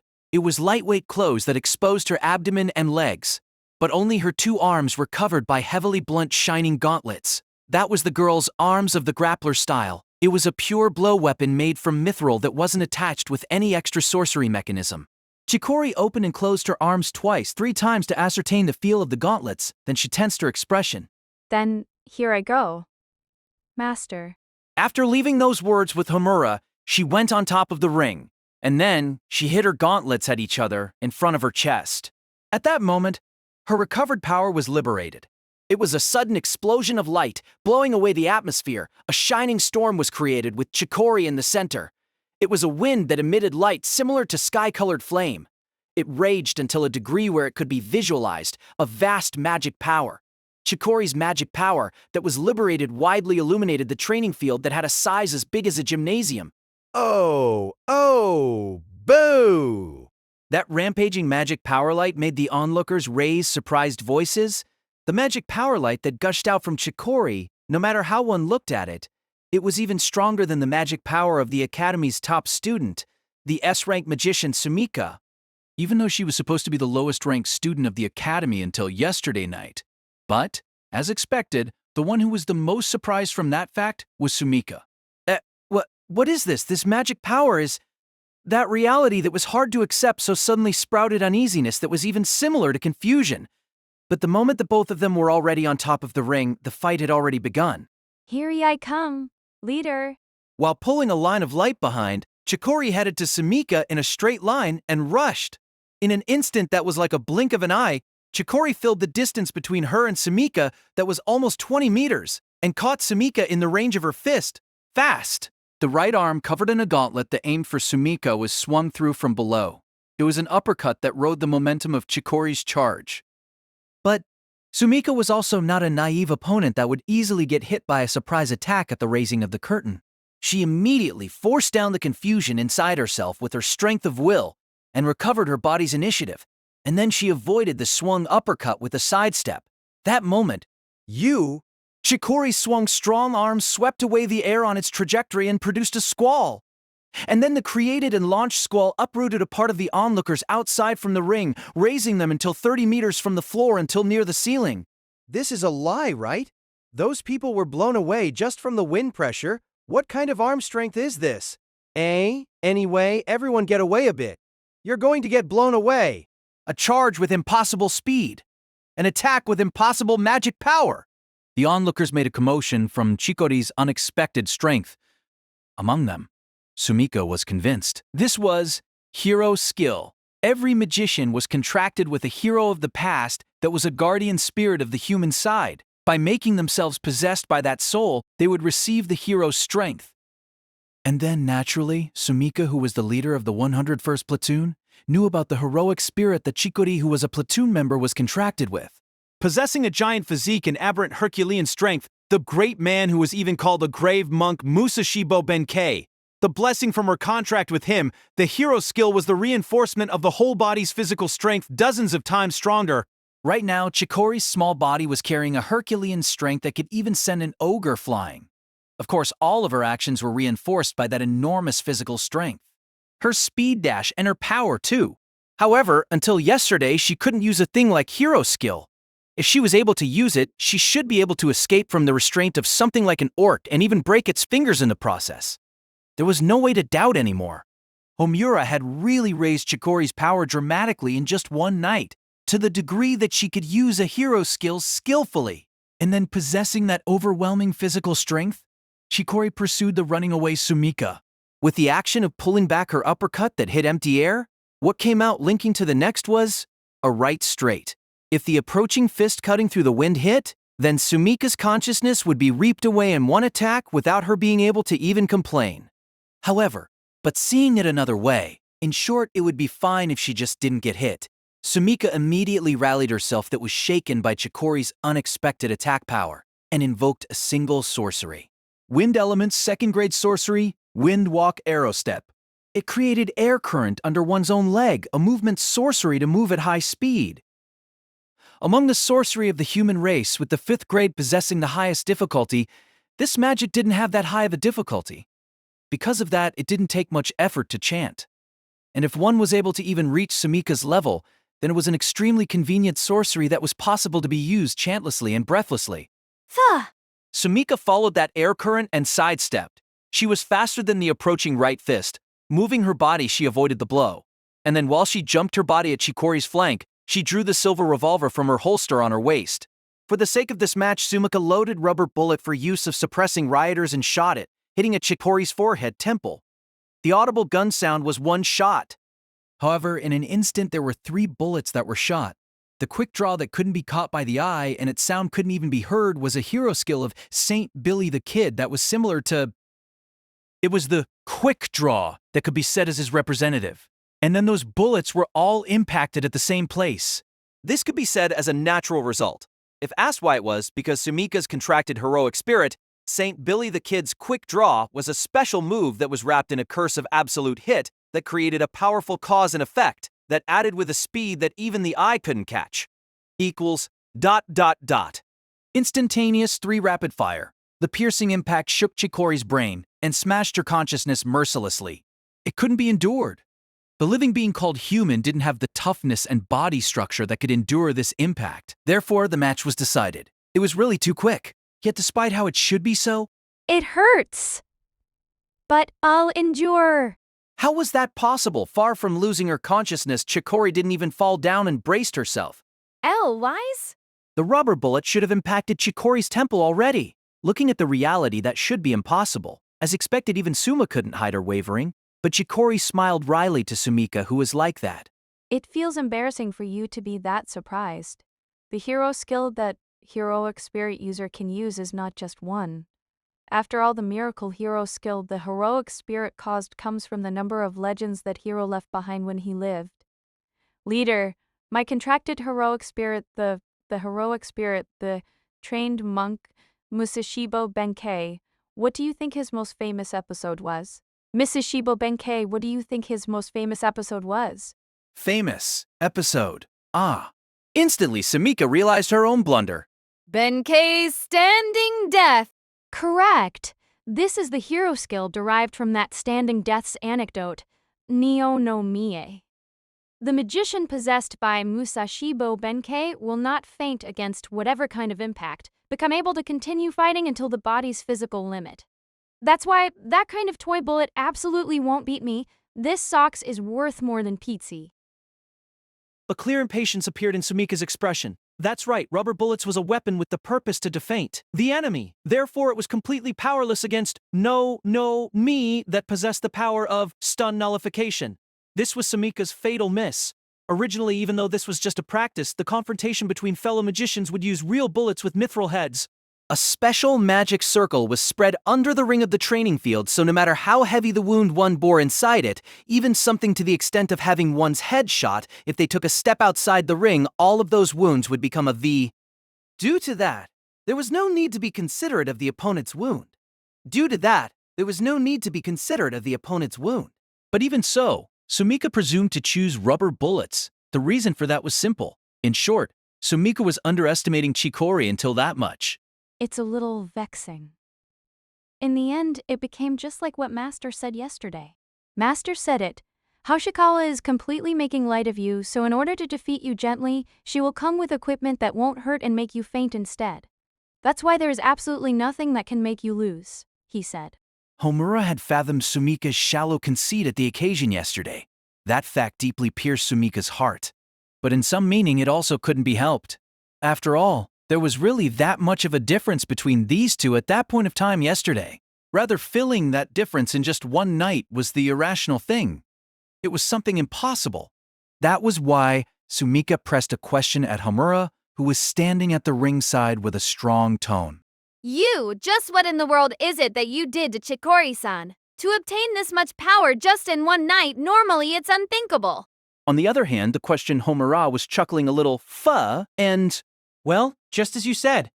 In reality, it's not like Ichinotani actually obtained that power in one night after all. Like that, it was words that were quiet, hard to comprehend that were returned to Sumika. What do you mean? Saying it frankly, all this time Ichinotani was sick, you know. Day by day, her magic power conduit vein was degenerating. A really troublesome illness. Getting this thing happen to you will normally make all your conduit veins degenerate in 2 months. You won't be able to use sorcery then. But with the aberrant training that she did obstinately, Ichinotani continued to persist during these 2 years. Normally, it's an unthinkable story. After all, no matter how much training you piled up, even if you create new magic power conduit veins, it's already starting to degenerate from the moment it was created. In the end, it's nothing more than a minus result. Your condition gradually turns worse, wasted effort. To continue through such mortification until 2 years, Your average Joe won't be able to do that. But Ichinotani carried that out until yesterday, carrying out all that and continued to be a magician until now. If the degenerated magic power conduit veins of someone like that is restored, all of it, then how do you think she is going to turn out? Homura's words when she tried to imagine their meaning, Sumika turned speechless. Correct. In other words, that was the reason for Chikori's radical power-up. This power was not something that Chikori grasped in one night yesterday. It was the fruits of these 2 years of hers, where she didn't give up to continuously work hard even while continuously being in hardship until she reached this stage. The compensation that hadn't been paid to this girl for these 2 years continuously was paid to Chikori by Homura's hand in one night. It was only something like that. Hoshikawa Sumika. A magician of your level should be able to imagine enough from the legend, just what kind of hero skill Benkei has. That's why, against Ichinotani that made a heroic spirit contract with Benkei, just how much of a fatal, stupid plan that is to bring that kind of toy, you can understand if you think about it a little, right?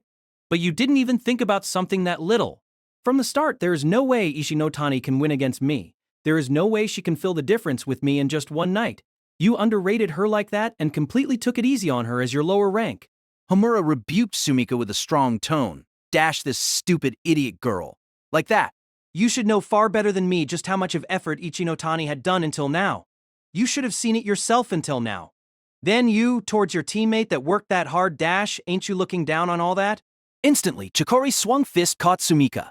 Thereupon Sumika's body was blown away as if she was hit by a large truck. Keeping that momentum, she collided with the concrete wall of the training field and rolled until off the grounds. A human was just blown away through the concrete wall like a cannon there.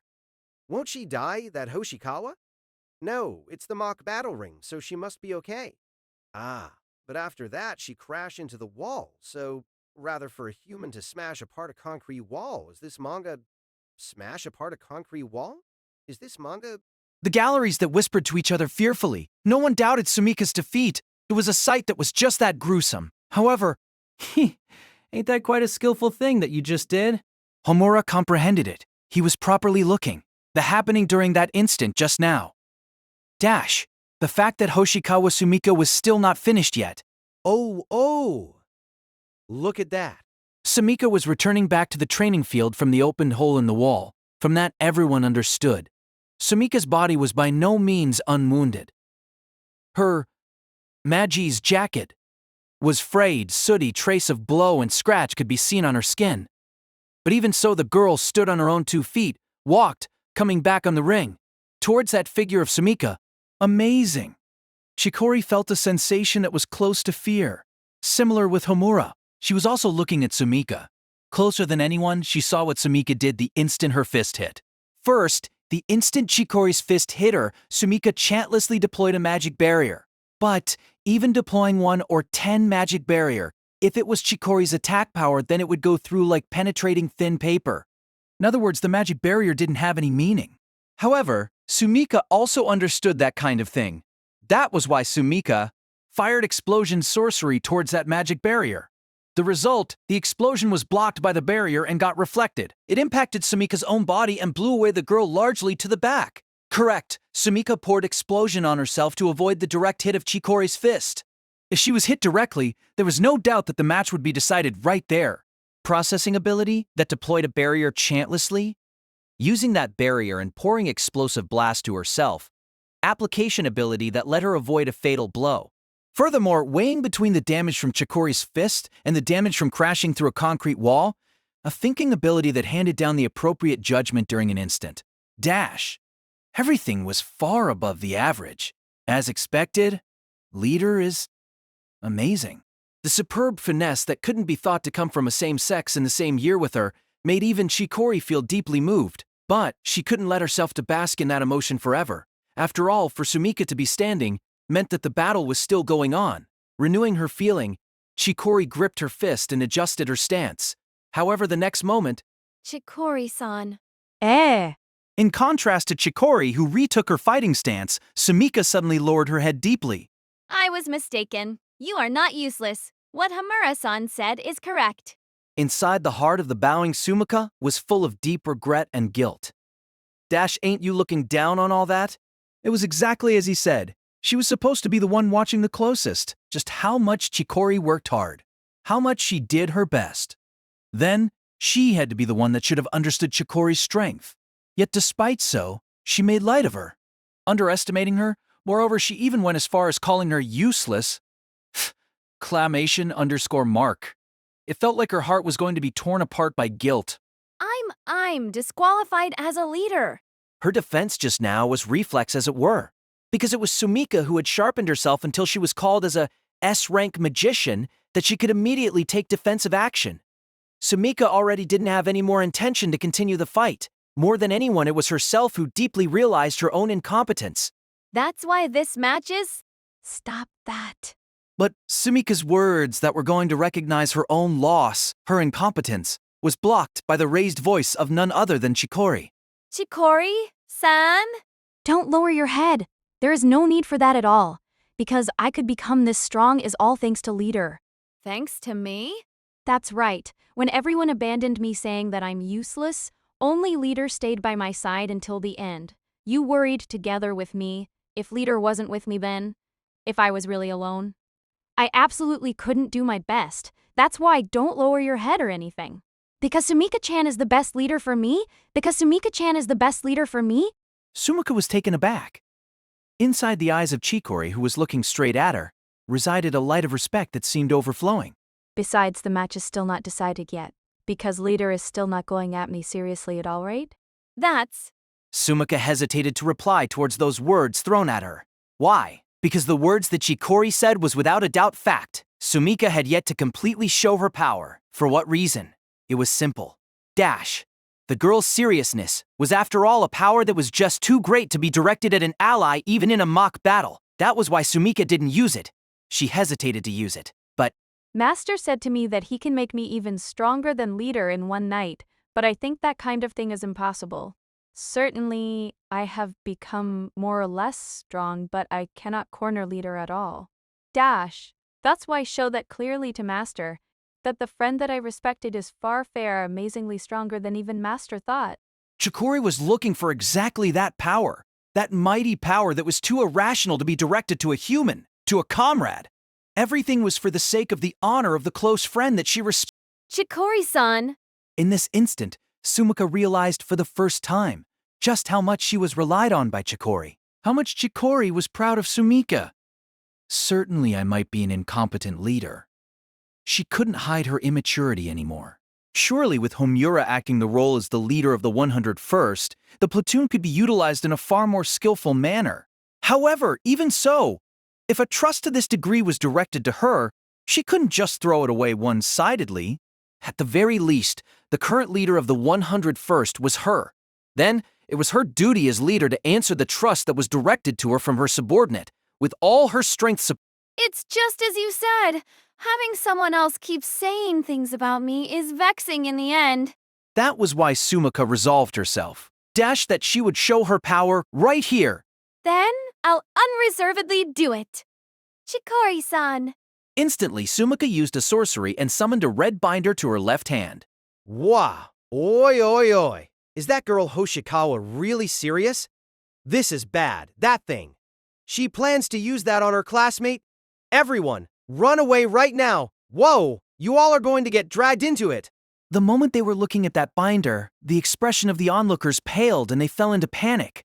They who scrambled for getting out of the training field understood. That binder was what caused Sumika to be called as a S-rank magician, the crystallization of her talent and power. And then, of course, it was also something Chikori understood, but she didn't run away. On the contrary, her lips lifted up as if she was just waiting exactly for this. Then, here I go, Leader. Facing Sumika, who took out her trump card, she faced her without fear. Kicking the ground, Chikori ran towards Sumika, pushing through wind. She wouldn't purposefully let herself lose. The girl understood that if she didn't let out all her power here, she couldn't show Sumika's power to Homura. For that reason, she dashed with all her strength. She was faster than Sumika in order to strike her attack at the target. But Chikori noticed, even if she ran and ran, no matter how much she ran, her distance with Sumika was mysteriously not decreasing. That was Sumika's sorcery, supplementary chant channel reverse spell. Performing chanting while doing normal conversation by mixing magical musical scales inside casual words, a magician's super high-class technique. Behind a word or two that Sumika said before she took out the binder, she was laying out sorcery that distorted space. Her trump card. This was a trick so that she could buy time in order to prepare for that trump card. As expected.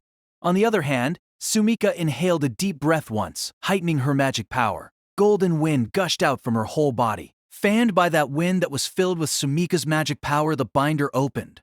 It was several hundreds of loose leaves, turned over and over with large scattered sound. From among those papers, Sumika tore off several papers. Torn off paper scraps? It was the abominable descriptor of truth that by no means should be disclosed, brought back by a person named Laban Shrewsbury from the library of an alternate world. Solano fragments dash the paper was the duplicate of it. With that duplicate in hand, when Sumika closed her eyes dash, she put the words that connected her with the abyss of space in her mouth. Look up now, the really high place of blue sky. The seething stars shine brilliantly in blasphemy, announcing the engraving of fate to die. The walking person riding the wind, O God of the great white silence. Break the eternal admonishment and stand up, tear up the sky and come here. Every stick and stone all together for the sake of mowing down with thy power. Together with those words, the scrap papers in Sumika's hand were wrapped in flame, transforming their shape. From paper into a single, the girl agilely loaded it into the revolver and directed the gun muzzle at the running near Chikori. That was, authentically, the style of the serious Hoshikawa Sumika. 5 years ago, the hero that saved her, and also the life of all the people in this world, evil god user Kamishiro Homura. Idolizing him, she wished to become like him, and she reached this single culmination.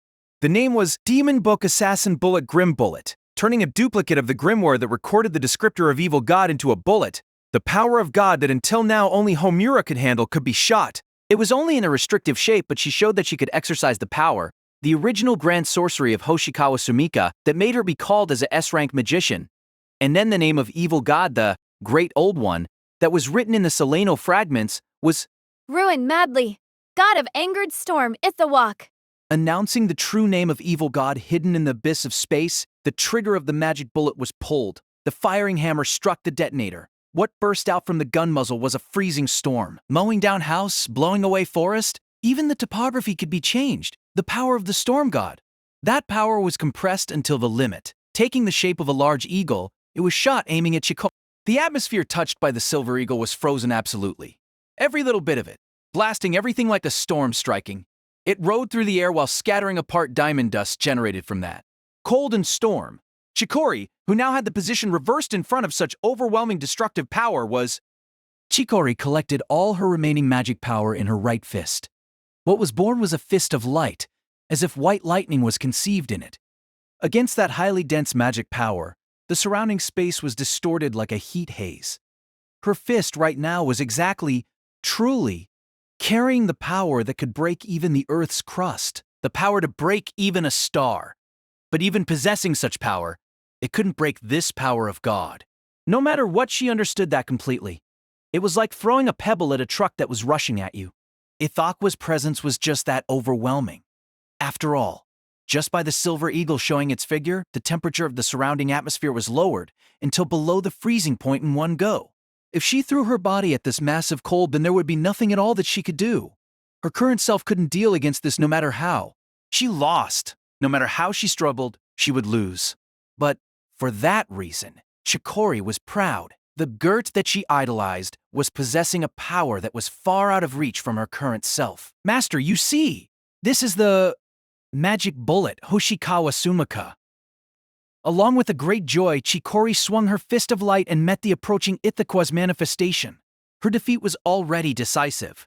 But even so, right now she couldn't stop exhausting all her power for the sake of her benefactor. From her ankle to her waist, from her waist to her shoulder, from her shoulder to her wrist. Her rotation with her whole body operating together put a marvelous piercing power into her fist. That single strike with all her heart that one couldn't complain at all. This is as far as it goes. Instantly, Homura, who cut in between Ithaqwa and Chikori, easily blocked her fist with his left hand, so easily like catching the ball in catchball. However, Homura's action didn't stop with just that. Blocking the fist that could even break a star with his one left hand, Homura's remaining right hand was opened in front of the approaching silver eagle. Vanish. One word, announcing a word of compressed chant, using Dimension Element 5th grade, Supreme Level Sorcery, Space-Time Crushing, that was said was unusable except by the S-rank magician of Britain, the Silver Eagle, together with the space, was crushed in Homura's grip. Along with an unpleasant sound, the crushed Ithaqa's manifestation dispersed into air. Scattered feathers from the flying eagle fell onto the ground gently, freezing the floor slightly.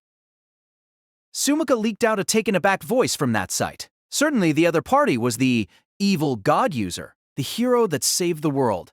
However, at the time he was expelled from human society, he received a measure from the United World Government that was Great Seal Oriole. It was the chain that suppressed his power that could possibly ruin the world by his lonesome.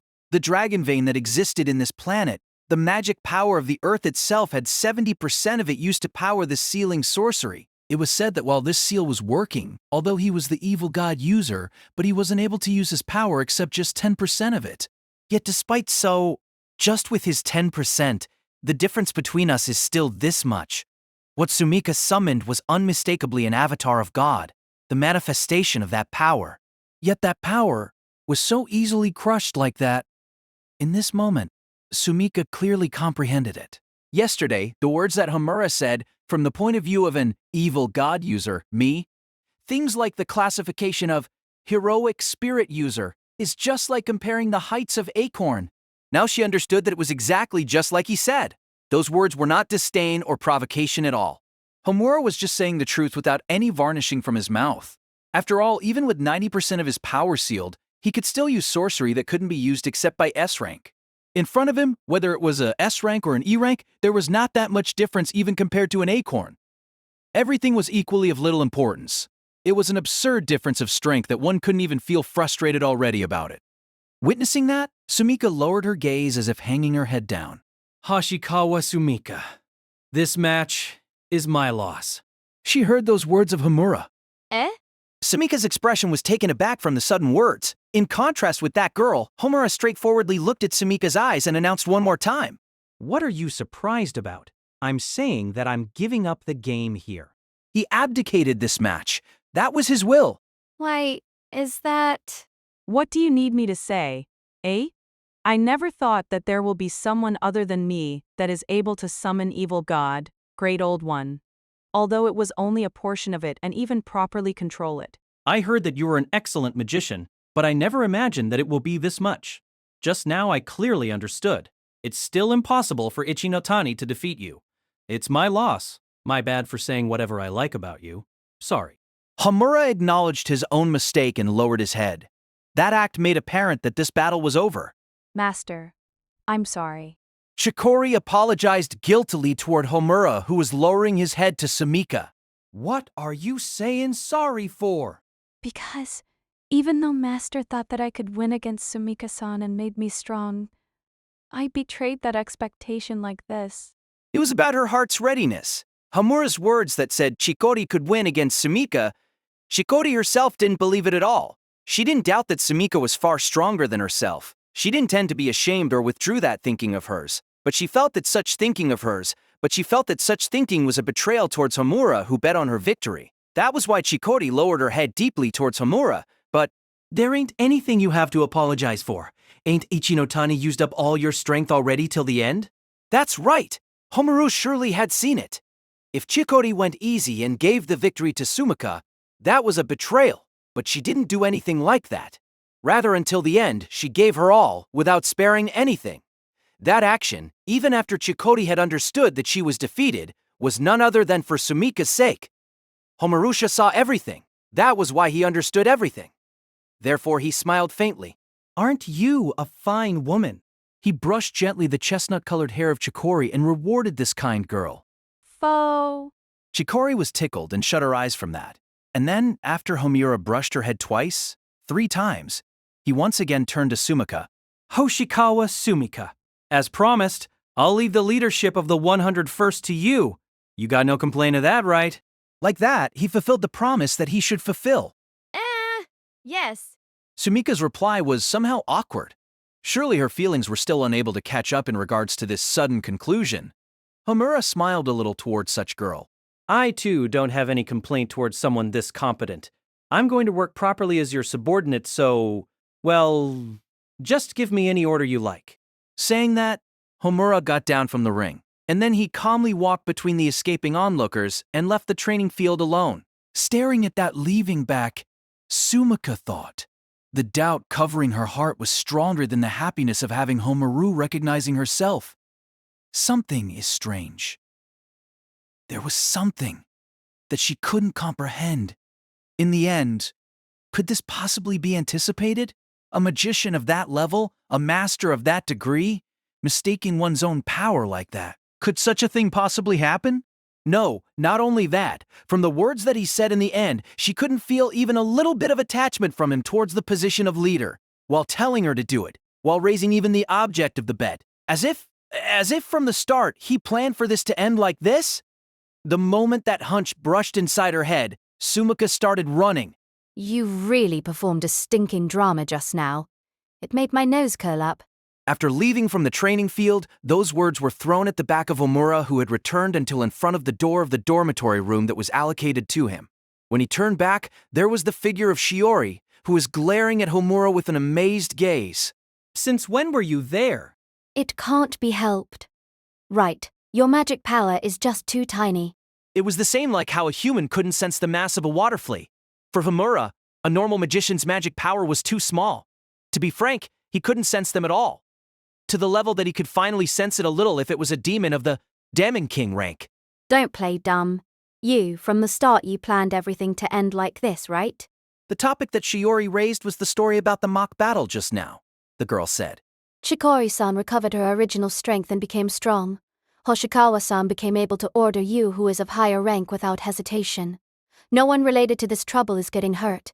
Just one dash except you, who is hated by Hoshikawa-san, who bought your villain act. 5 years have passed. I thought that you had changed a little, but nothing has changed. You're always like that. Always trying to take all the harm by yourself. Your personality that is like that, whether now or in the past. I really hate it. A word of disgust that was vented at him clearly. On the other hand, Homura shrugged his shoulders and smiled. You're just thinking too much, that. I wonder. It's true, you know. It's not like I did this for those two's sake. I'm just cannot leave that alone, that's all. Cannot leave alone? After all, there is also a team that no matter how much you wish, you cannot return back to before for a second time anymore. In a small voice, Homura murmured those words with voice that seemed sorrowful somehow. Those words awoke a scene in the back of Shiori's head. The figure of a young Homura, laughing happily surrounded by comrades. It was a memory of the long time past. It was a scene when Shiori was saved from a certain hell and taken care of by Homura. That's right. He also had them. Different from Sumika and the others. Not companions that he only protected or guided. Trusting each other and trusting to each other, true comrades. However now, suddenly, the sound of a closed door reached her ears. Shiori came to herself from her memory back to reality with a face of realization. When she looked, Homura's figure had already disappeared inside the room. Idiot. I'm saying here that I hate you that is like that. Abusing the man at the other side of the door with a voice that was colored with sweetness somewhere, Shiori also left that place. But at that time, from the end of the corridor, a human figure walking at her direction entered her eyes. It was a blonde girl wearing a dazzling crimson dress. Her stature was even smaller than the petite Ichinotani. And then, she possessed a mysterious beauty that was somehow removed from humans. Coupled with her attire, it was as if she was more like a bisque doll rather than calling her a human. Looking at that girl, the legs of Shiori that was going to leave stopped. Well. However, before Shiori could make any kind of word, that girl passed through beside Shiori without even glancing at her. And just like that, she opened the door of Homura's dormitory room. Entering inside it, the door closed once again. For a while, Shiori was staring at that door with a gaze that was shadowed somewhat. Before long, she left that place without saying anything. Shiori had left. The girl in a dress and Homura had also entered into the room. There was no one anymore at the corridor. Was how it should be. But at the opposite direction from where the girl in a dress came. At the corner at the end of the corridor, just one, there was a person still remaining. That was Hoshikawa Sumika that came here chasing Homura. The girl leaned her back at the wall of the corner, Just like that, she draggingly slid down. At the end, she sat down on that spot with a plop. Dash. Her figure couldn't be seen. But even with her at the end of the corridor, the voice was still audible there. I just cannot leave that alone. The voice that showed Homura's true intention. As expected, her hunch was correct. There was that too, a magician of Homura's level. There was no way he could have mistaken one's own capacity. From the start, Homura had understood everything. On top of that, he arranged everything so that she and Chikori could obtain the best result, without telling anything to the two of them, for the sake of the two of them. Homura-san. With a small voice, his name leaked out. There was no particular meaning in that. It was a whisper that came out reflexively. But it became a trigger inside the girl. The instant that name passed her mouth, undoubtedly that echoed deeply inside Sumika. Sumika realized the thing that was falling into a really, really deep place. Tilde. Tilde. Tilde. Tilde. Tilde. Tilde. Tilde. Tilde. Tilde. Tilde. Tilde dilde tilde tilde dilde. Her heart began to throb violently like an idiot. Her head was hot, as if she was just coming out from a bath. Sumika sat still. She pushed her forehead to her knee. A leaked-out scream without voice. Without any meaning, she clattered her legs. Already, she didn't feel like she could look at Homura's face directly anymore.